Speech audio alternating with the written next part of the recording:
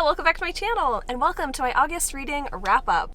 I am so excited to share the books that I read this month with you. Last month, I read 52 books. This month was quite the far departure. I read just 22 books. I'm actually not feeling too bad about it. I was feeling very slumpy at the beginning of the month, and I did come down with an illness that took me out for about 2 weeks. So all things considered, I feel like 22 books is pretty great. I don't know, I feel like I had a decent reading month. Not a whole lot of like standout wins this month. Last month, I definitely had a lot more 5-star romances, but this month I feel like I have more good stuff to share in this video. Like last month, I read 52 books. I shared 16 of those in my wrap up, and I think all 16 of those were like 2-star reads. It was rough. This month, I definitely have more like good books to share with you, some gems for sure. These are the books that I've read in weekly reading vlogs, but haven't really discussed with you in other places. Definitely not in depth like I do in my secret TBR videos. So we're gonna talk about the 11 books that I read this month and haven't really talked to you about before. So first up, we have Sapphire Flames by Ilona Andrews, who are an author-writing duo, husband-wife team.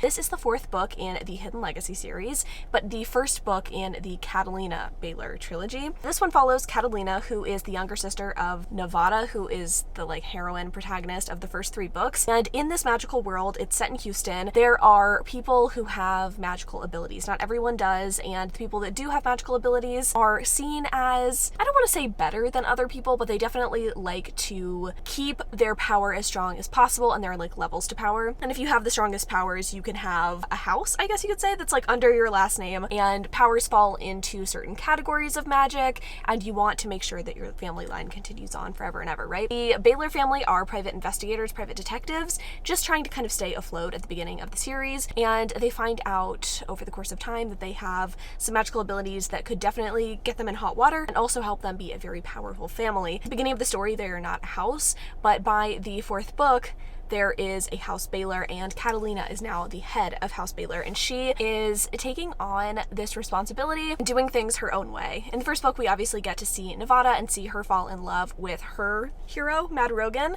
and in this story, we get to see Catalina fall for her guy, Alessandro, while also like fighting against the powers that be. Not really the powers that be, but like all of these wild creatures that come up, all of these kind of nefarious ne'er-do-wells that come into her life, complicated to get into. And honestly, as much as I love these books, I feel like the plot can be a little bit forgettable, not because they are boring and things that I've read before, because there are so many moving parts in these stories. I think if you're a lover of fantasy, you will absolutely love these books. I think they are such a good blend of fantasy and romance. Now, I picked this one up because I wanted to read Ruby Fever, which is the last book in Catalina's trilogy. I think it came out the very last week of August, and so I was revisiting Sapphire Flames to kind of see, you know, what was going on, because again, the plot's like, wow, they kind of go into your brain and then immediately seep out afterwards. So I reread Sapphire Flames, and I will say, upon reread, I think I want to bump this one from a 4 to a 3-star read. It is a truly exceptional fantasy, urban fantasy story, but my issue with this book is the romance. I really actually enjoyed the romance between Nevada and Mad Rogan. Even though I didn't really love him as a hero, I felt they were very well matched, and I liked seeing how their romance unfolded over the course of 3 books. These are kind of slow burn romances. They don't happen in one book, they happen over the course of the trilogy. I feel like in this one, Alessandro and Catalina have this relationship that is so bizarre, so immediate. Like, they immediately have kind of an attraction towards each other, but she's also kind of like pined for him for a really long time, or the guy that she thought that he was. I think it would have been an interesting thing to see her kind of struggle with the fact that he is a different person than she like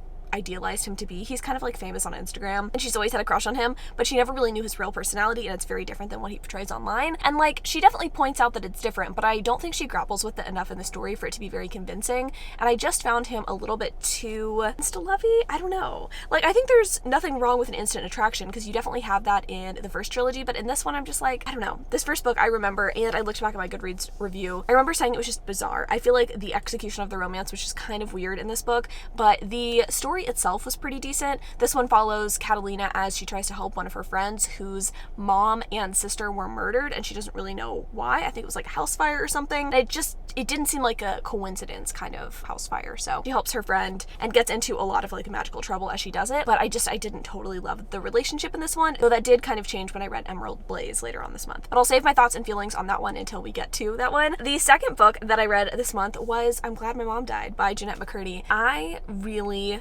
deeply appreciated this story, and I think that's kind of the resounding thing that I hear whenever I see reviews for this on Goodreads. This book is so powerful. I feel like it kind of gives you a peek behind the curtain of what it's actually like to be a child star. Now, obviously, Jeanette's situation is not the same as every child star's situation. Not everyone who's a child star is abused by their parents, but seeing Jeanette struggle with her relationship with her mom through the course of the vignettes that she gives us, while also not spending too much time to psychologize, but just like laying it all out in front of us, was really, really interesting and hard to read, but I think very ultimately important. I think this is a book that I think a lot of people could gain something from. One thing I will point out though is that I wish there had been more discussions or more triggers perhaps before going into this book when it comes to the topics of eating disorders. There is graphic detail of Jeanette's eating disorder that she gains from her relationship with her mom, and I don't feel like there was enough advanced warning for that, and I saw that in the comments whenever I read this book for my weekly reading vlog. A couple of y'all pointed out that you wish you had known that going into the book, and so I want to put that out into the world. If that's something that like is not something you want to read,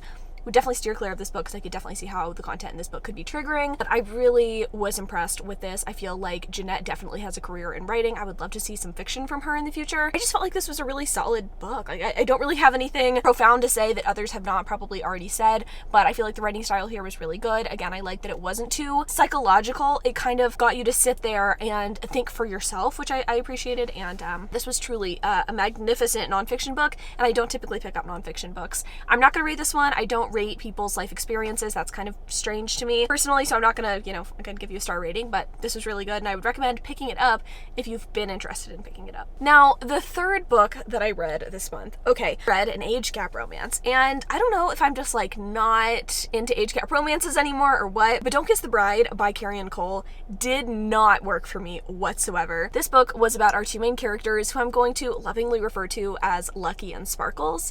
That's how they refer to each other, so I feel like that's kind of a fair thing to call them. So Lucky, at the start of the story, sees this young girl at high school. He's a construction worker, or I think he owns his own construction company. He sees this young girl at the high school, and oh no, her car broke down, let me help her. After a little bit of them spending time together, like a couple more chance encounters, he realizes that his dear Sparkles unfortunately has a really shitty home life. Her mom is a hoarder, and she's just not having a good time. She's not able to get help for the eating disorder that she has, or for the mental health issues she has living with a hoarder. And Lucky offers Sparkles a marriage of convenience to get her out of the situation, get her living with him so that she can heal and hopefully move on. She's a senior in high school and is hoping to go to college, or travel the world actually is what she's trying to do after she graduates from high school. And so this is just kind of a stop along the way. He's just helping her out. Fake relationship turns into real feelings, as it always does, and we have Lucky and Sparkles falling for each other. Now, my issue with the story was not the age gap, which, I mean, obviously, like, if you don't like age gap stories, this is never going to be for you.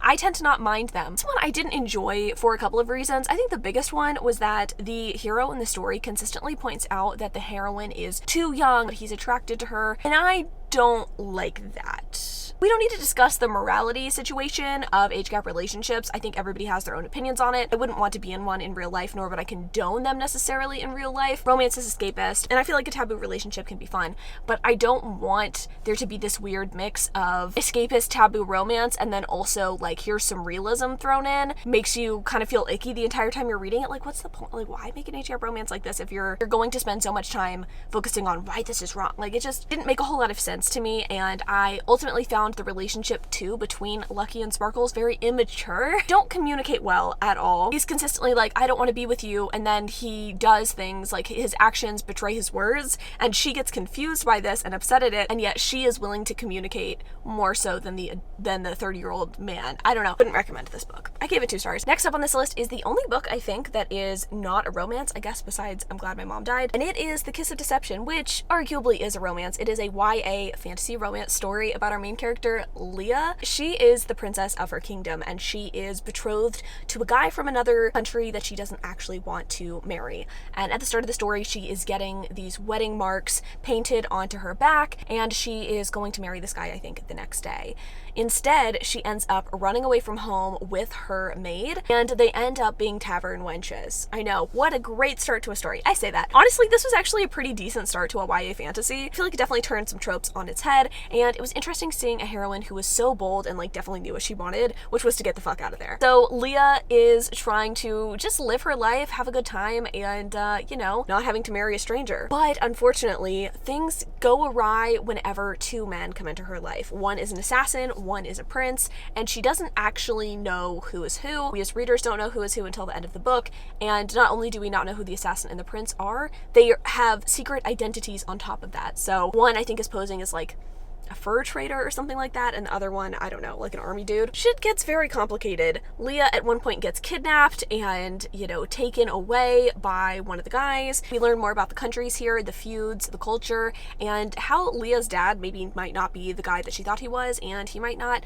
be running the country in the way that she personally would want it run if she were to go back and be a princess. I was actually very invested in this book in the first like 50%. I really liked Leah's character. I feel like she was a kind of non-traditional princess. She was definitely strong-willed, she knew what she wanted, she was opinionated, and I feel like oftentimes when we have princesses who this sort of spoiled, privileged lifestyle, we end up seeing them being very naive at the beginning of the story and then having to like learn a lot later on. And in this book, we have someone who's strong-willed but still has to learn, and I thought that was really fun. I think where this book kind of fell apart for me was that the romances here were so insta-love. She ends up falling for both of the guys. The relationships here were so insta-love. I feel like there was too much time spent on other people's plot lines rather than Leah's plotline. There is a side plot with Leah's maid being pregnant and who the father of her child is, and that's a whole thing. There's also some side plots again with like Leah's brother, and I just felt like those, while not completely unnecessary, spent way too much of the time in the book, and I wanted more time with her and with her plotline and like where things were going with her. It's like, oh, she's a tavern wench and then she gets kidnapped, and like that was kind of the whole story, and it was not a short book. So this one for me was like a 2.5, 3-star read. I can't remember what I actually ended up rating it on Goodreads. It was fine. It just like wasn't anything super, super special, which was disappointing because I definitely thought this one was going to be special, but I won't be continuing on with the series. I just read this one because I happened to own it. I purchased it a while ago because I was going to read like unpopular, popular books, or like popular books that no one seems to like kind of thing. I would say pleasantly surprised by this one. I didn't go into it expecting much, but it ultimately like was just fine. I might have a commitment to the wrap up and car aesthetic, but I have an even bigger commitment to not sweating my ass off, and also my camera was overheating. So we're here for the rest of the wrap up. Let's talk about book number 5, My Stone Lover. Now, I can explain myself. I was perusing Goodreads, as one does. I saw one of my friends had read this book, and it is a gargoyle monster romance novella, and I was like, I mean, how one consummates a relationship with a piece of granite, I don't know, but I was really willing to find out, so I decided to pick this one up. And it was only 60 pages, it was not much of a time investment, but I will say this was rather disappointing. Not that I went into it with like really high expectations or anything, but this one, it proved to be a disappointment because the smut was rather lackluster. It was borderline saccharine how sweet it was, to be honest, and I'm not saying there's anything wrong with like plain, boring, vanilla sex. I just don't really think you can get away with doing that if you're going to have someone having sex with a stone man. And I think the way that it works is that he is not actually stone whenever they consummate their relationship. He like comes to life and becomes a person basically who just like looks like a gargoyle or something to that effect. At the very end of the story, he definitely turns into a human, and so they're like able to live their relationship forever. But when he comes to her, he's like, you shouldn't have awakened me. This is going to be like nothing you've ever experienced. It's going to be so rough and animalistic. And he like describes in detail like how rough this is going to be to her. And he warns her like so many times before they have sex, and they have sex and it's like it's normal sex. It's like barely, it's nothing that he needed to warn her about. Let's just put it that way. I was kind of bored reading this, to be honest. I was expecting something interesting, quirky, different, and it just wasn't that. And like maybe I shouldn't be complaining that much, right? But like I was left disappointed, which is not to say that I want to read a lot of other like monster romance in the future, because that's not really my thing, but this one, I don't know, it just captured my interest because again, how do you have sex with a rock? It tells you in this book. If you're curious about it, I mean, go ahead and pick it up. It's on KU, so it was free to read, but I gave that one 2 stars, I think. I don't even know if I rated it because I don't usually rate smut, but the 6th book that I read this month was Undertow by Elizabeth O'Rourke. Now, I really, really like Elizabeth O'Rourke and her writing, and I feel like I haven't really talked about that very much here on my channel. I did read Waking Olivia for a secret TBR video, I want to say, and then I read a lot of her backlist for a Patreon exclusive reading blog,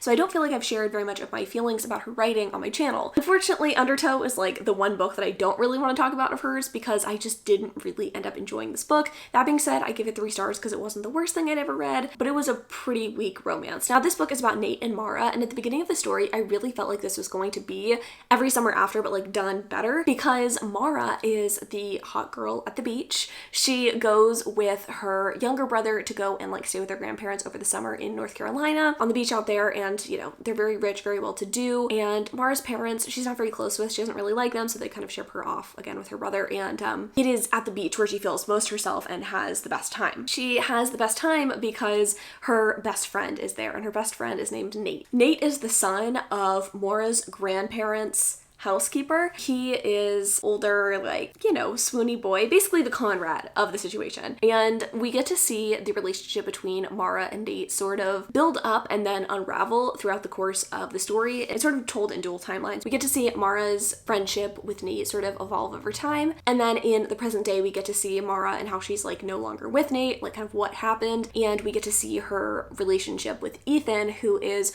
one of Mara's brother's best friends. And he like has staked his claim on Mara and wants to marry her. But the issue there is that Mara doesn't necessarily want to have the same life as everybody else around her. She doesn't want to be this like rich, privileged kind of socialite. She doesn't want to go to the tennis club on the weekdays and like not have a job. She wants to be an attorney. She's going to go to law school. She's slated to go to law school in Michigan and kind of like get away from everyone.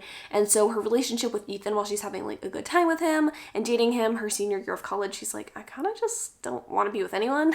But things get complicated when she goes back to her grandparents' summer home and she reconnects with Nate after a couple of years apart. So this book like had the makings of a romance that I'm really going to enjoy. I like childhood friends to lovers. I like an angsty story. I like mutual pining and tension, whatever. The way the story was told, I think did it a bit of a disservice, and I feel like while I wanted to root for the overall like message of the story, I just don't feel like the relationship built between Nate and Mara really like worked very well to do that. So like Nate and Mara obviously are going against tradition by being together. No one really wants Mara to be with Nate because Nate is kind of poor and he doesn't understand things about their life. You know what I mean? Wrong side of the tracks kind of story. But I feel like they both kind of treated each other poorly throughout the course of the story. And even though they have outside forces kind of breaking them apart, neither of them really wanted to communicate or be open about their feelings with each other. It was a little bit frustrating, and I understand they were teens when they broke up, but it was really frustrating to read about their struggles time and again. And like, come on, y'all, if you could just talk. And there were so many scenes too set in the present day when we have Nate and Mara going to this like hole in the wall bar, not picking up other people, but Nate is picking up different girls every single night while Mara is there with Ethan, her boyfriend. And it's just like, can y'all just get over it? Can y'all just talk? And then I also didn't appreciate, again, like the surrounding factors there either. I wanted there to be this triumphant message of like love conquers all and like you don't have to be a rich asshole, but I don't feel like Nate and Mara hit hard enough on her family. Like they didn't go hard enough in like saying fuck you to them. They didn't take any money from them at the end of the day, but like I don't know. This book was okay. It was fine. It definitely is not, I would say, a replacement for Every Summer After, but I did enjoy it, I think, maybe a little bit more than Every Summer After, so I don't know, maybe worth a try, although I think the true replacement for that one is definitely Love in Other Words. So anyway, this one was just 3 stars. I think if I'm being like really brutal, probably 2 stars, but like I'll be generous because I like Elizabeth O'Rourke. The 7th book that I read this month was Forbidden Promises, and this one was a Harlequin romance that was sent to me by Harlequin. They saw a video that I did a while ago, like not totally loving some Harlequin titles, and they were like, here are some targeted more towards like your age demographic, you know what I mean? Not these like old school Harlequins, which there's nothing wrong with, but they sent me some of their newer titles, and this is one of them, and I really actually enjoyed this one. I ended up giving it 3 stars. It wasn't a perfect romance, but I'm very interested in this series going forward. So this story is about Travis in India. India is a really, really talented musician. She is a part of an orchestra that I believe travels around, but she's called back home to, I want to say North Carolina again, to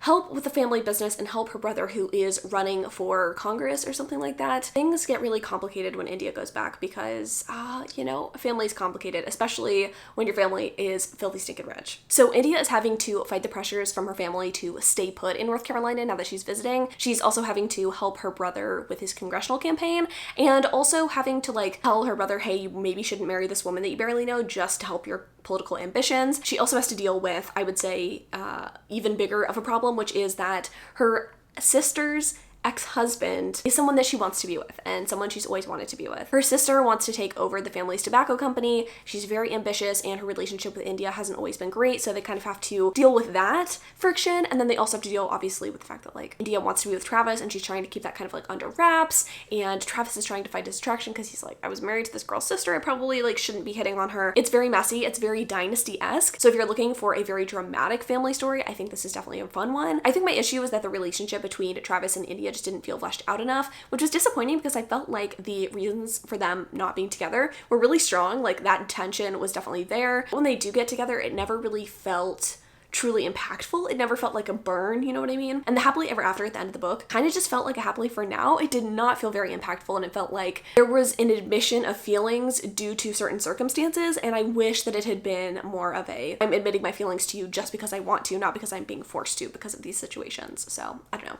This one could have been amazing, and I definitely want to read more in the series, but ultimately this one was 3 stars. So I would say give this one a go if it sounds interesting to you. Again, I like a good family drama story, and it was pretty fun. The 8th book that I read this month was Emerald Blaze, again by Ilona Andrews. This is the 2nd book in that 2nd trilogy in the Hidden Legacy series, and this one I think is much better than the 1st book in the series, mostly because the relationship between Alessandro and Catalina, that took me a second, sort of picks up and makes a little bit more sense. The tension and the angst there really felt juicy and earned, and I feel like the conflict here was very interesting. I don't want to spoil this one for you because it's like the 5th book in a series or whatever, but I felt like the conflict here was very interesting, and I am very curious to see where this 3rd book goes after reading this one, because there is definitely a cliffhanger at the end of the story. We have a lot more, I would say, involvement of the family in this book as well, which I really appreciated. So ultimately this one was much better, and I give this one 4 stars. I'm hoping that it's like an upward trend whenever I read Ruby Fever. I'm hoping I give that one 5 stars, but this one was really good. And again, if you haven't picked up the Hidden Legacy series, I highly recommend it if you're a fantasy lover, especially if you're someone who needs their romance as a side dish instead of like the main event.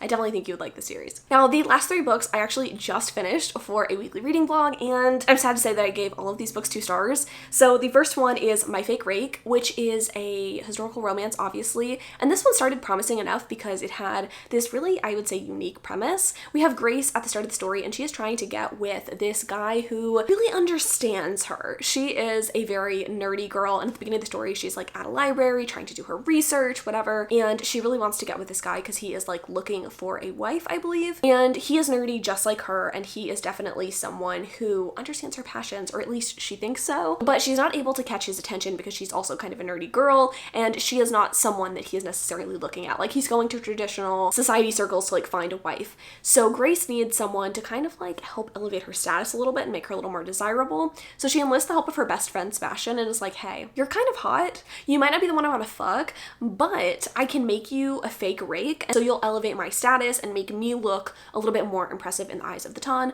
and also in the eyes of the guy that I want. Now, this one sounded super promising, and I loved this idea, especially since at the beginning of the story we have Sebastian, who is so into Grace, but it sort of fell apart because neither of them were willing to escape their hard heads very quickly, right? Grace, the majority of this book is spent with her trying to impress this other guy, and a lot of those situations are like secondhand embarrassment worthy.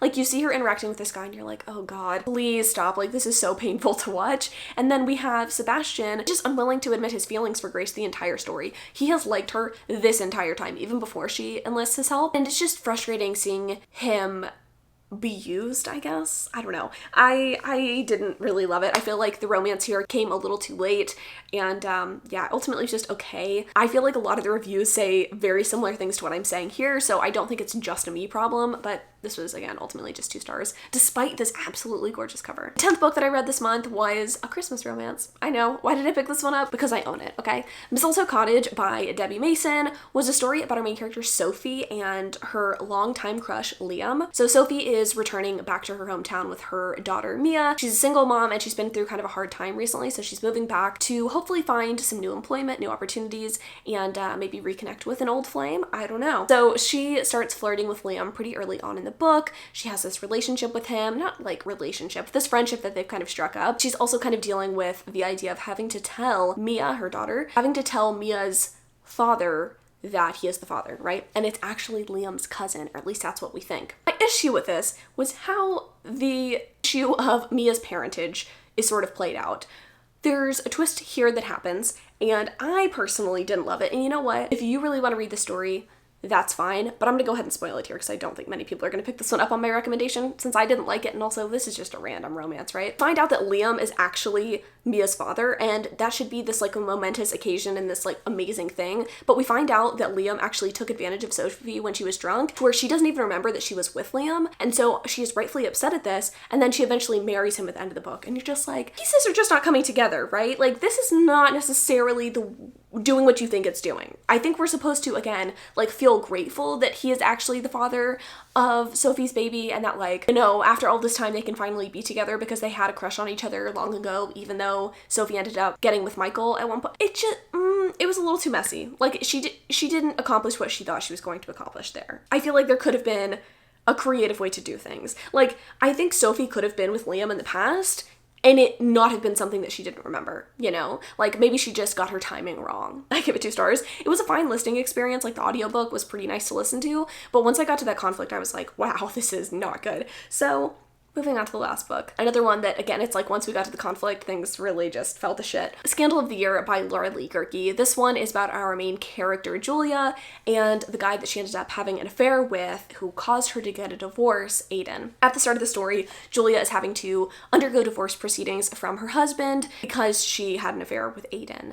And Aiden, at the start of the story, is looking to kind of put this affair behind him and find someone to marry. Find that neither of them can really stay away from each other, and secrets unfold along the way. Again, I'm gonna spoil this one because this is sort of a random book, and again, I don't really see people picking it up, but if you want to avoid spoilers, you know, feel free to just click out of the video at this point. But basically, what happened was Julia tried to but set Aiden up to look like they were having an affair to Julia's husband because Julia's husband was abusing her. She didn't feel like she could be open enough with Aiden to get him in on this scheme, and instead she kind of like traps him and makes his reputation bad as well. And I think that was my main issue with this book. Julia has a very unique personality, shall we say, a personality that a lot of heroines in historical romances don't have, and I think that can be fun and sometimes fun to read, but that coupled with the fact that she was a big fat liar for a lot of the book was really frustrating. And I understood trauma and I understood why she might be hesitant to share things, but I don't feel like what she did to Aiden was necessarily justified.